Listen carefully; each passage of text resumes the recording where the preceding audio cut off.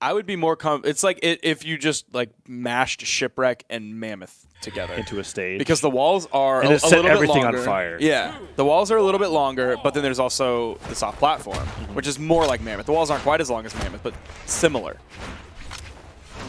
Game 1 underway. Trying to qualify for top 4.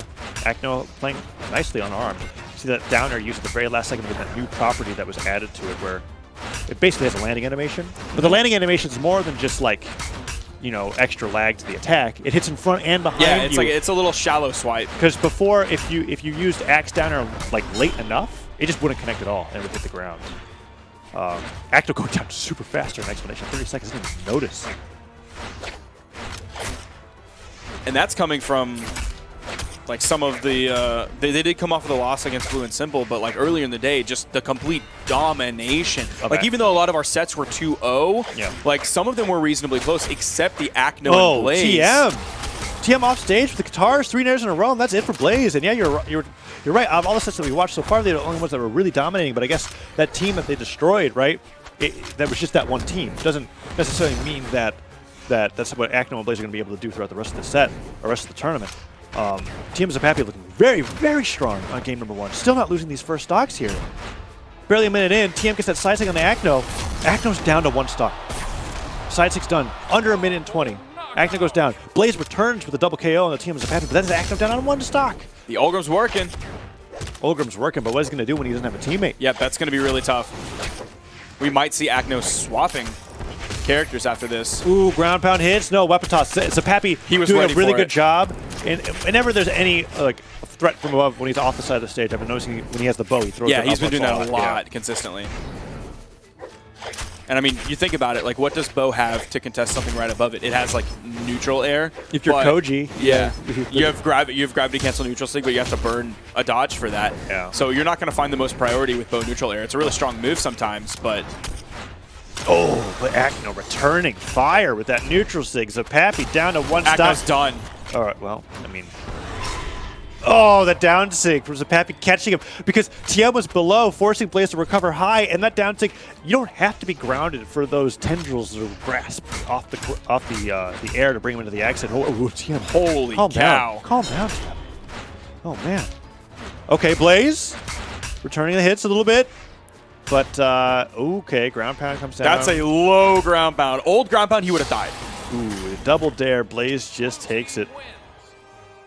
Game 1 goes over to blue team very quickly. And really low damage numbers, like all around, even for the winning team, like 440 and 410 compared to 318 and 372. So that was really early kills coming out from everybody.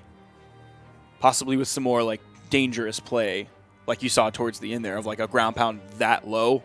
It's not going to take as much. You're not going to have to be deep in the red to die there. It's going to be Blaze with this Ulgrim again. Are we going to see a different character from Acno? He's definitely not locked in yet, so whether he needs a moment of respite or he's thinking about something. Of course, wonder what he's thinking about. TM and Zapapy. He has shown 3 legends. He's shown Brynn, he's shown Zol, he's shown Ragnar, and he's shown Ulgrim. That's 4 characters that he's played throughout 2s alone, just what we've seen on stream, right? Like, there's a lot to think about there, and maybe he's having that moment of just kind of like, what character actually is appropriate for this matchup, because that looked very, very handily one-sided for TM and Zapapy, and Acno was the one losing the stocks really, really early on. So, it's the Brynn. That's what it's going to be. Similar maps left open, but we're going to go back to Mammoth Fortress. Acno going back to this Brynn with the defense stance. Going to take out of strength. So it's going to have 4 strength, which isn't a lot. It's really not a lot. But when you have a higher force weapon like Axe, you're not going to feel it quite as much. Game number 2 underway, and no explosive opening this time. The last time I thought that Acno had got taken out in 30 seconds. So we're watching a nice double sideline. Accidentally downlights Blaze, really just puts him in a position to be able to get a downer on the TM. Neutral light comes through, and TM is the one taking a big amount of the damage this time. Ooh, Sared away, dodges forward before recovering, and gets the nair. Can he get the edge guard on Acno? There's one recovery, double recovery. Goes for the down sig. No, the neutral sig. Slide charge forward. Doesn't catch Acno to get the spike, but the recovery not enough on the TM to be able to take that stock just yet. landing neutral light. TM is getting whatever damage that he can, but oh, Blaze, pivot, gravity cancel, side sig, takes TM down. Oh! And Blaze is with a vengeance this game. Yeah, Is Zapapy next? Definitely.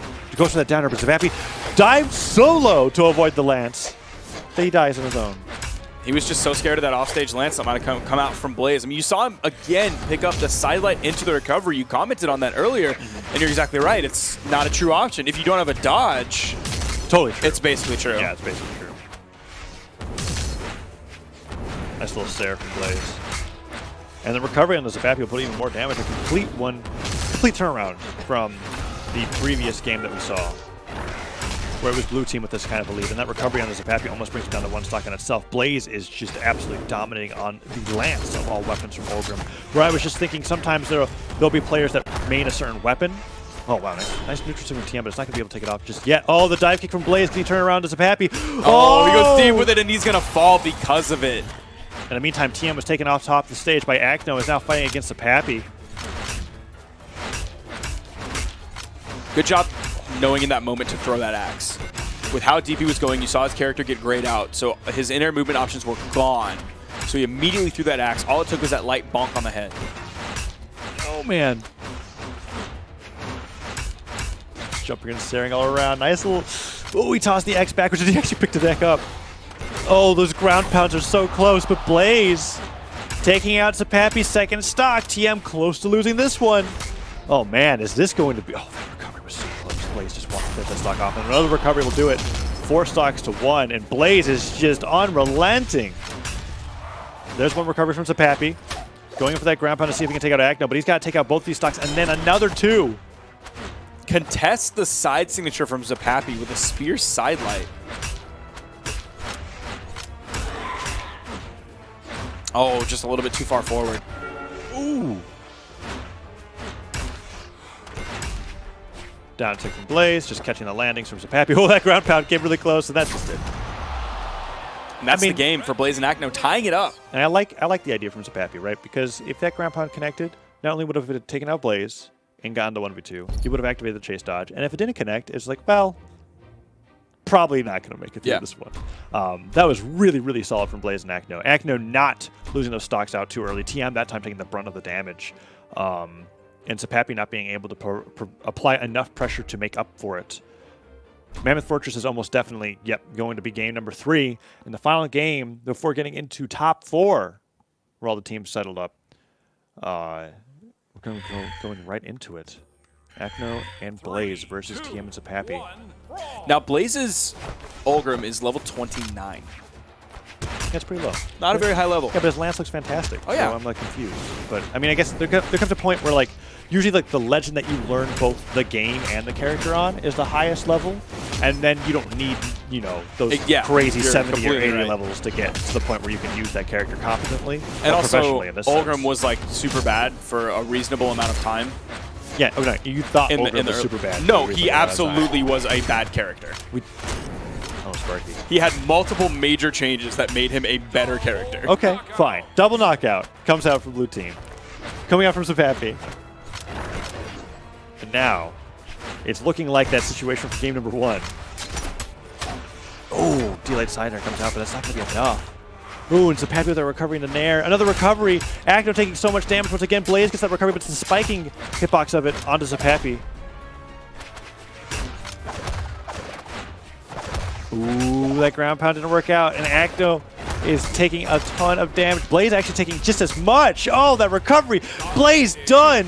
Zapapy getting hit by TM, doesn't matter. Still holds on to that stock, goes to the down sync, gets the recovery, and Acno is 6 stocks to 2 Sparky. And Blaze and Acno are on their final stock. It's been 1 minute and 15 seconds in this game. Okay, there's a double knockout. If Zapapy and TM could do it to Blaze and Acno can do it back, right? Like, that was 4 stocks in a row, and now with that double KO, Blaze putting a ton of damage onto TM. That's a 3-piece axe string, 2 onto Zapapy. Acno just trying to get in with that downlight. Oh, okay, this is amazing. That neutral stick nearly takes Zapapy off the top, and he just goes all the way for that recovery. Sarah and the TM low on jumps. Can he get the punish onto Zapapy? Zapapy avoids the recovery from Acno. Acno going for that recovery. Siders TM away, and Blaze trying to get that finishing hit. TM's returning the damage. Oh, gravity cancel. Neutral stick does not work out. Blaze and Acno need to take out both the blue team right now if they want even a chance at this game, because it started off so great for them. Double ground pound.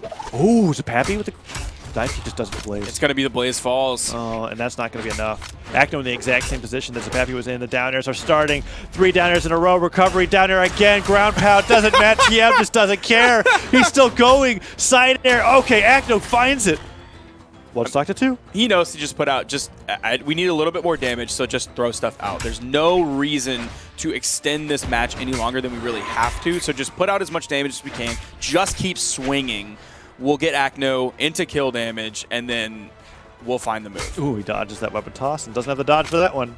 But it didn't bounce high enough for Zapapy to be able to get the regrab. And a simple neutral. Ooh, and he throws out a Salt Taunt, too. Salt Taunt. Jim and Zapapy are in top 4. They're going up next against Zero and Cheddar, and that's most definitely the match that we're going to be having next. And once that's done, that's going to have the top 3 teams of the EU Brawl Summer Championship for 2v2s decided, where we get into the best of 5 territory. We have Blue and Simple versus M for Mini and Heisen on the winner's side. Man, M for Mini in the winner's finals of a Brawl tournament again? That's pretty nutty. That's pretty crazy. That's like, it's been a while. Like, M for Mini so had like that 2018 thing of like, oh wow, he's just like the best EU player online, period. Like, it was looking like that, and then went away for a little bit. But I don't know, maybe this axe changes, maybe it was a coincidence. But whatever it is, he's brought back here, and Heisen on the Sentinel as well. Now, I don't know if he's in like school or something, to where like maybe he's on summer break, so he has like some time.